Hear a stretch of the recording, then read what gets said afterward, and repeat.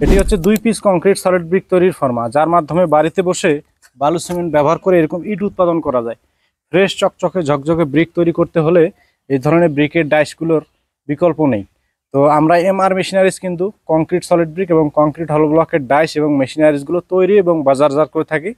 তো আমার সামনে যে ব্রিকগুলো দেখতে পাচ্ছেন এইগুলো কিন্তু আমি এই ডাইসের মাধ্যমে তৈরি করে রেখেছি আপনাদেরকে দেখানোর জন্য।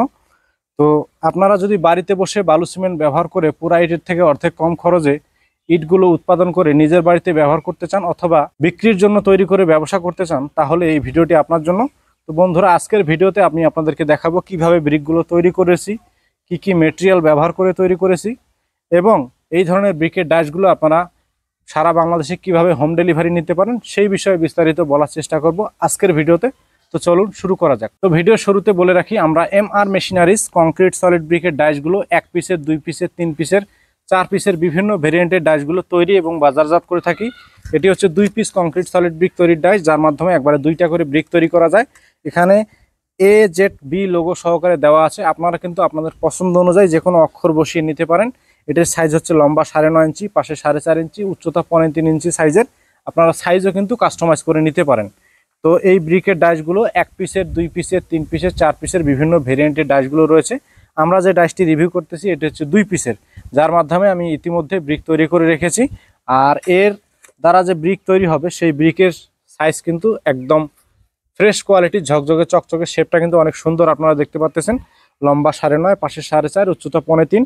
আর এই ধরনের ব্রিকের ডাইসগুলো আপনাদের নিতে হলে একটা কমন প্রশ্ন থাকে, সেটি হলো যে ব্রিকের ডাইস নিলাম, কি কি মেটেরিয়াল ব্যবহার করে ব্রিকের ডাইসের মাধ্যমে ব্রিক তৈরি করব।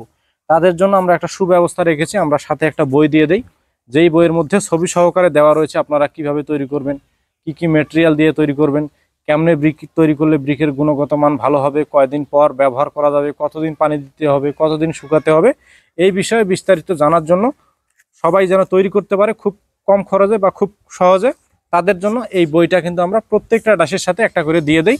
তো নো টেনশনে এই ধরনের ব্রিকের ডাইসগুলো নিয়ে কিন্তু আপনারা মেটেরিয়াল রেশিও মেনটেন করে ব্রিকগুলো উৎপাদন করতে পারেন। আর এখন প্রশ্ন হচ্ছে যে কিভাবে এই ধরনের ডাইসগুলো আপনারা অর্ডার করবেন।